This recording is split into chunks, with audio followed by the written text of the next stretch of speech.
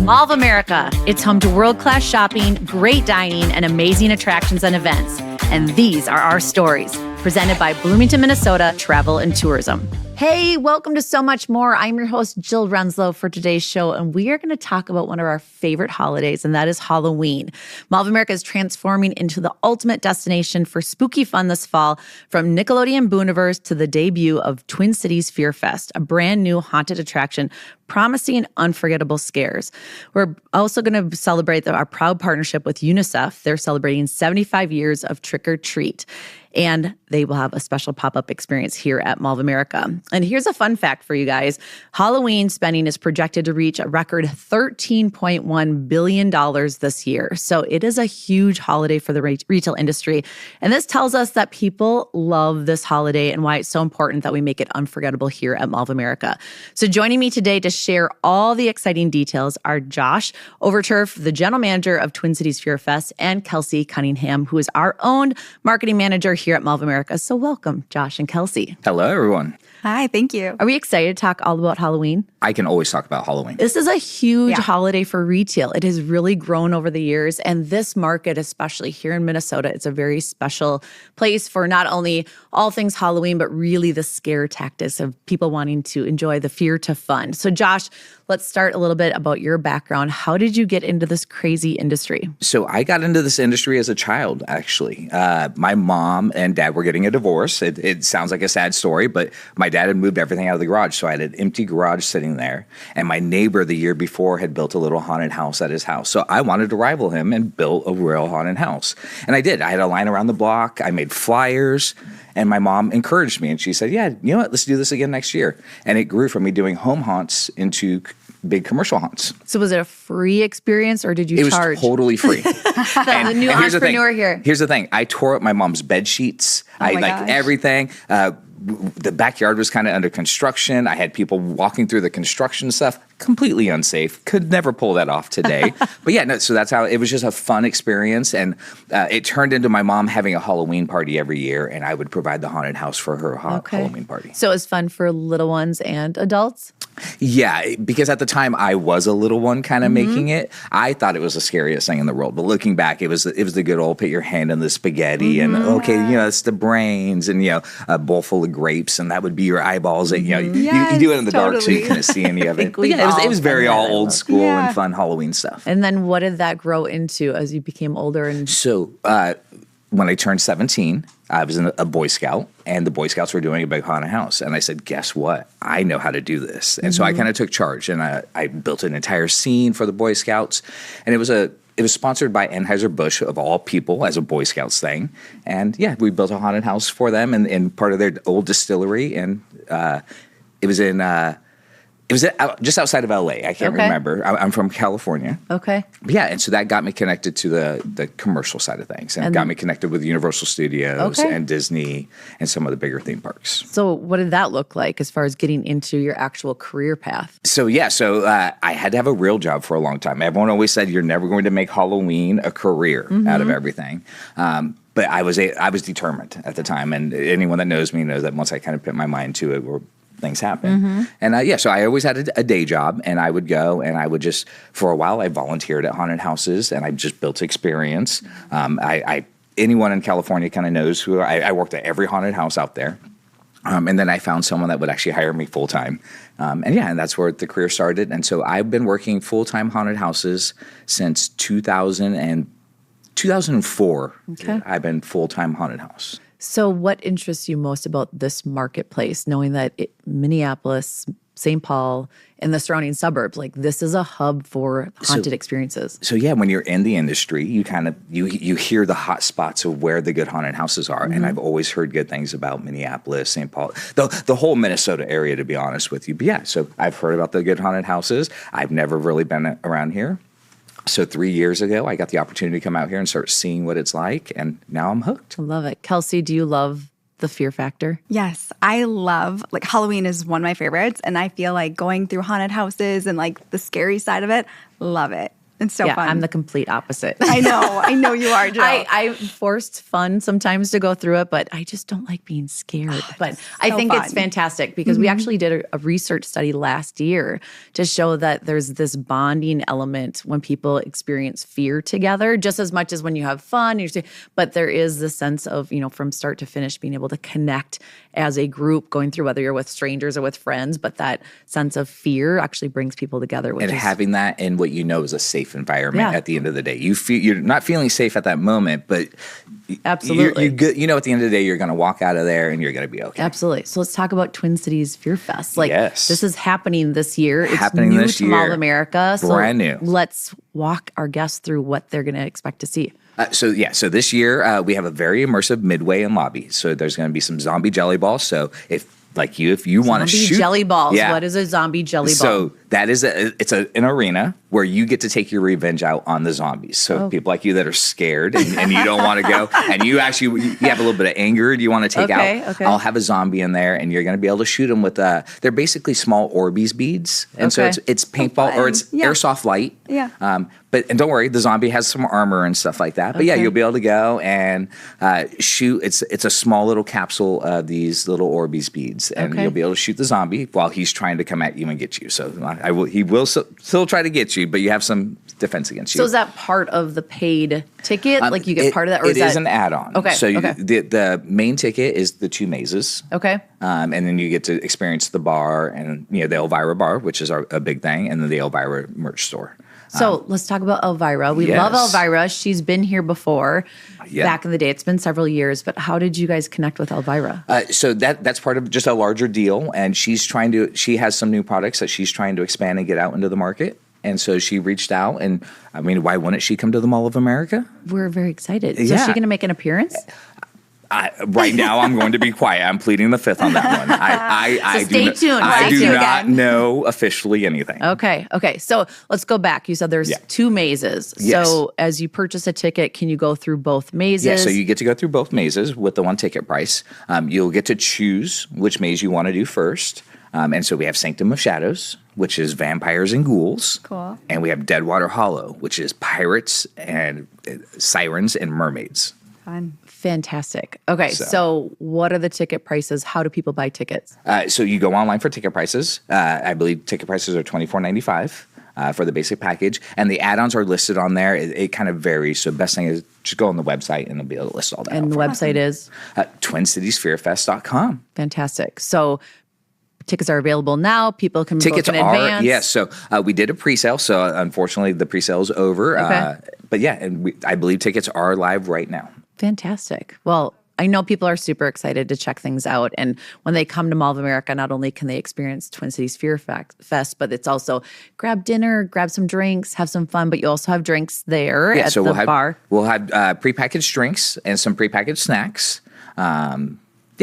Fantastic. So let's shift gears a little bit. So Kelsey, I know you still work on scary things for Halloween, but it's a little bit different because it's a Nickelodeon Booniverse. So talk to us a little bit about what the scare factor is for families that want to come enjoy. Yeah, absolutely. So Nickelodeon Booniverse is a little more family-friendly, kid-focused. So think about the haunted house that you were building as a kid, those fun traditions. So we were really focused on the decor and atmosphere in the park. So we're adding fog throughout the park. We're adding giant pumpkins. We're adding characters and Halloween costumes and fun photo ops throughout the park. We're thinking fun, spooky foods and different treats that kids can get and families can get. So it's a little less on the scary side, more on the fun, dress up, celebrating Halloween on that side. That's fantastic. So we have a new partnership with UNICEF this year. So talk about that. We do. Yes. So UNICEF is the official partner of Nickelodeon Booniverse this year. We're so lucky to be partnering with them, and it's so meaningful for us at Mall of America and Nickelodeon Universe because Nickelodeon Universe is all about kids and families, and that's exactly what UNICEF is. It's the first organization that's kids helping kids. So they brought back those iconic trick or treat UNICEF boxes, and they're bringing them back this year. So it gives meaning to Halloween, where kids can go trick or treating, and then also gather the change, and then bring it back for a good purpose for children around the world. So they're coming out to Mall of America this year. They're bringing out a giant oversized UNICEF box, one of those iconic boxes, and then we'll have them at the Nickelodeon store for people to pick up and at all our events. So you'll be able to pick up a UNICEF box and help teach your kids and talk to your kids early about philanthropy and give a little additional purpose to trick-or-treating this year. And we love it around the Halloween season because the kids can come all dressed up. Yes. Families come dressed up. They can leave their coats in the car, enjoy a comfortable environment inside Mall of America, which is great. But they also can come enjoy the actual Halloween date here with Malloween. So what does that look like for families? Absolutely. So we have Malloween, which is trick-or-treating across Mall of America. And Jill, to your point, it's so fun because here in Minnesota, you never know what the weather is going to be like. And there's so many Halloweens that I remember having a Halloween costume, but having to cover up with a winter jacket and gloves and hats. And you're like, Mom, Dad, no, I don't want to do that. So here at the mall, they can come fully dressed in their Halloween costumes. There's treat stations across the mall. And there's fun little other stations. We have allergy-free stations, but it's really great for families to come out, go trick-or-treating inside and visit the characters in their Halloween costumes. Absolutely. Talk a little bit about price points for Booniverse or for Malloween. What can families expect when they come here? Yeah, a wide variety. So I was saying all the atmosphere at Nickelodeon Booniverse, you can walk through the park and enjoy that for free. So we have lots of different activations. You can do photo ops with the characters that are free. And then we have other pieces. So you can go on rides. We have unlimited ride wristbands. You can enjoy those thrills. And then with wristbands this year for our Booniverse events that also include crazy hair stations and DIY slime. And you add in those Halloween mix-ins with googly eyes. And then at the end of the night, which is a free atmosphere piece as well, is our Fright Light Spooktacular. So at the end of the night, you watch this beautiful light show with Halloween music, and it just kind of ends the night in just a really fun, magical way. And that's right at the south entrance by Lego, correct? Yes, it is. I love that. And so it's a nice, affordable, fun, safe activity to do for Halloween. And when you come back every weekend, there's different activities that are taking place. So really through the end of September through October, there's fun things to do every week here at the mall. And we have a lot of tenants that do fun things, a lot of tenants that sell a lot of the Halloween decorations and costumes. So come on out and have fun, because I think it's great just to go online to plan what you're going to be doing, whether you're looking for Twin Cities Fear Fest or if you're looking for Booniverse and Malloween information. Everything's on mallofamerica.com, and then you can obviously go through the Twin Cities Fear Fest. I love that. So I talked a little bit about the impact on the industry, the fact that it's $13.1 billion, which I think is crazy. It's just grown, and that's actually up from $12.2 billion in just a year ago. So I think that's fantastic to see the growth and another retail Halloween or holiday that we have. But costumes, spending just on costumes alone is $4.4 billion. So top costumes, which are not surprising, superheroes, witches, ghosts, those are all topping the list. Decorations and experiences. So consumers are leaning into decorations and immersive experiences, whether you're decorating inside your house or outside your house. I know we have lots of neighbors that decorate outside, so it's fun for families to enjoy throughout the entire season.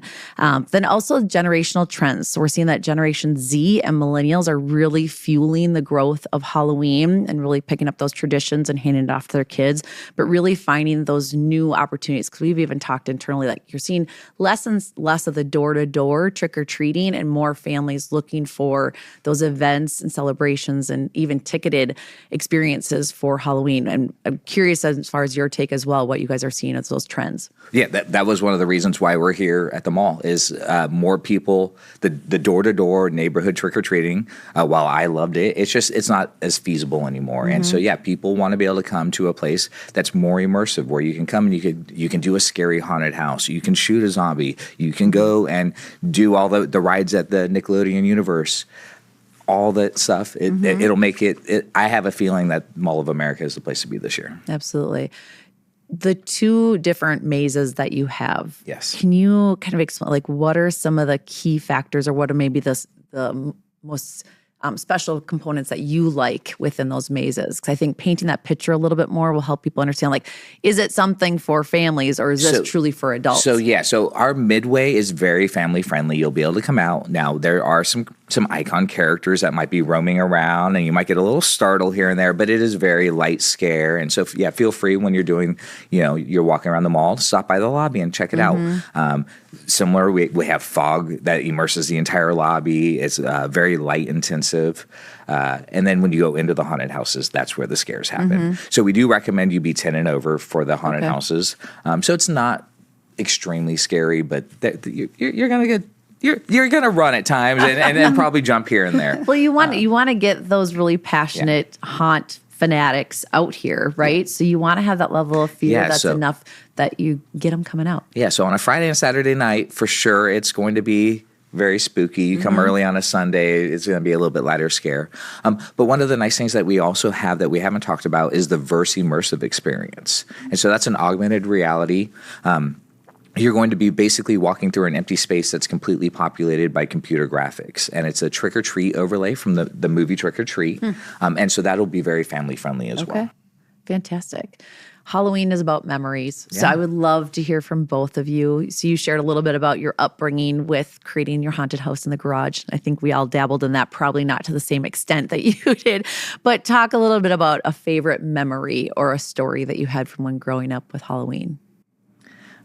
Well, I was that kid. I would dress up every year. So one year, my grandmother made me an E.T. costume, and again, I'm kind of aging myself a little bit. But I had a fully immersive, latex E.T. head, and I would shove a towel in it so it fit right because I was a little kid. Yep. But she made me the full, it was a fursuit for E.T. But it at the time I thought it was the best suit ever. Okay. And I went to school and I won best costume at school, and that was one of my favorite memories. That's awesome. Kelsey, what was one of your favorite costumes growing up? Oh, absolutely. So my mom would always make our Halloween costumes growing up, and I remember we would start thinking about it in August. Like, what are we going to do for Halloween? And we'd give our mom what we wanted to dress up, so she'd start making our costumes.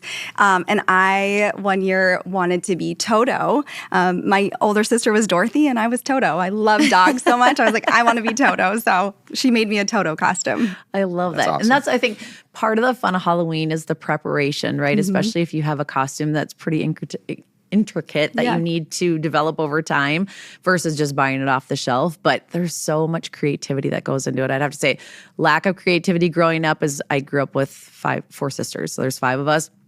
And one year they literally just dressed me in all yellow. Like it was literally a yellow raincoat, painted my face yellow, and they just hung a sign on me that said I'm Little Bird because I was like, and then one year they did put me in all blue and they just put I'm Cookie Monster, and I'm like, okay, could we get a little more creative on this family? But it's just it's fun to have those memories because I still remember to this day whether it would traumatize me or if it was something that was really fun. But just those fun Halloween traditions. Are there any other traditions or stories that you had?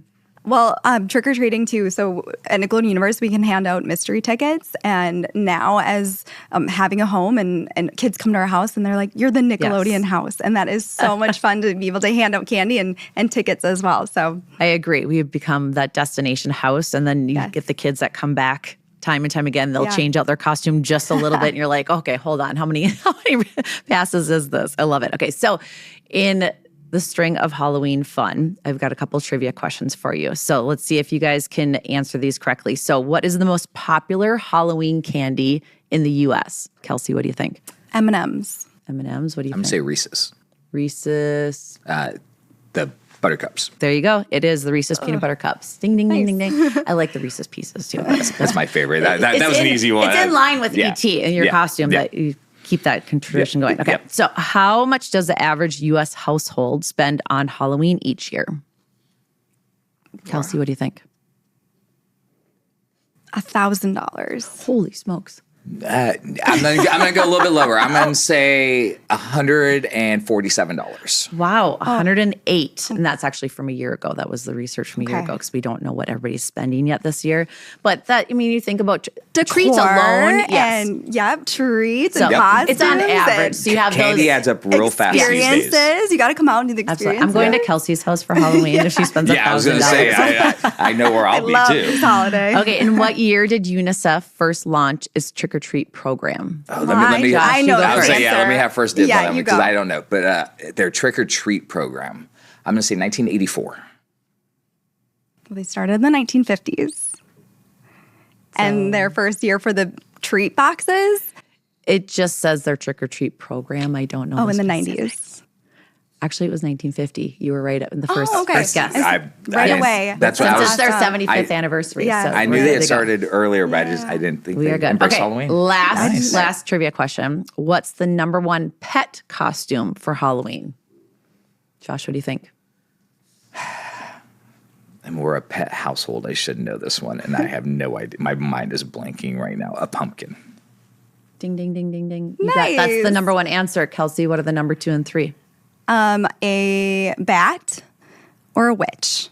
Bat was number 3 and hot dog was number 2. Hot dog, So, which is okay. funny. I've dressed up our dog as a hot dog. Yes. She does not love it, but she's so cute. So cute. So thank you so much. I'm Not a so problem. excited for Halloween, and I think all of our listeners and followers are as well. It's such a fun holiday, and really appreciate everybody playing along with a couple of those trivia questions. And thank you for joining. And just from families to Fright fans, Mall of America really has something for everyone for Halloween. So we hope we will see you here for the Halloween fun. And be sure to share this podcast with your friends and family and enjoy all things Halloween. Hope to see you out here. And until next time, this is this episode for So Much More. Thanks for listening to So Much More, a Mall of America podcast. Subscribe wherever you find your favorite podcasts. This show is presented by Bloomington, Minnesota Travel and Tourism.